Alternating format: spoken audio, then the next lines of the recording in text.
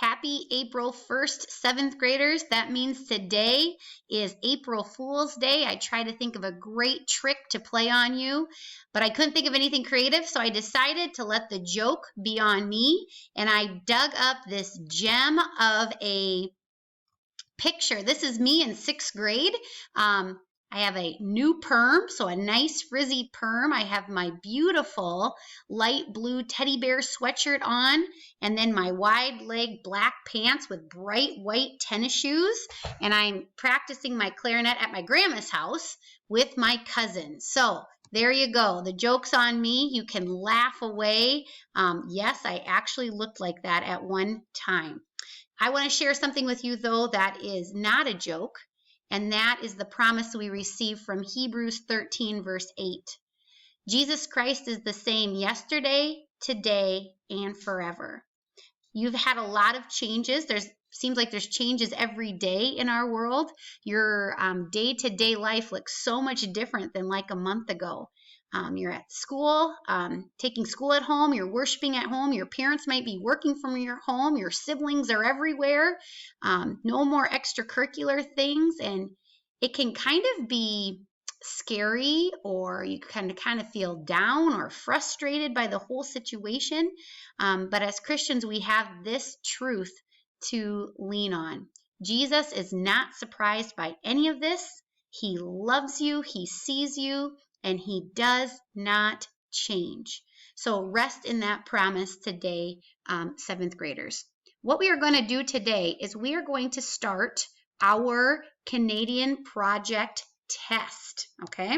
So the test that we're going to do over this little mini unit is just a Canadian province research project. Next week, after Easter break, the following week, we're going to get back at our book and Central America. But let's finish up this unit first.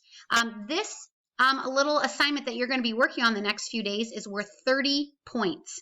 You're going to complete 2 slides every day. You're going to do some research and reading and create 2 different slides every day about the province that you chose. Okay, so let's look at the breakdown of those points. 18 of the points, so most of it is that you included all the information that I asked of you and that you put it in your own words. Okay. When you are researching, you're going to use just one link. I'm going to save you time because some of you, once you get out in the internet, I can never get you back. So here is the resource that we are going to use for all information. Okay, all information comes from this resource. The next thing that you'll be graded on is that you include all the pictures that I list using this source, but there I will let you use Google Images to find other pictures out from the web. Your slides need to be colorful and eye-catching. The information on the slide needs to be organized and readable. So think about how you're going to organize your information. And of course, they need to be free from spelling errors because you can hit spell check and capitalize correctly. So all places, rivers, lakes, mountain ranges, provinces need to be capitalized all the time. Let's take a look at the 2 slides that you're going to work on today. You're going to do your title slide and your place slide. Tomorrow, it's going to be history and people. And on Friday, it's going to be culture and fun facts. Where did Mrs. Patma get those topics? Take a look at this. Here is the website that I'm going to take you to. It is the Culturegram's website that we used for the middle school Culture Night project. And this is all about the Canadian provinces. So the web address is going to take you to this slide. You're going to scroll down and find your province. So let's say you're doing British Columbia. You're going to go ahead and click on that. British Columbia, the title slide information is going to come all from this first page, okay? All from this first page. The other slides are going to come right from these tiles over here.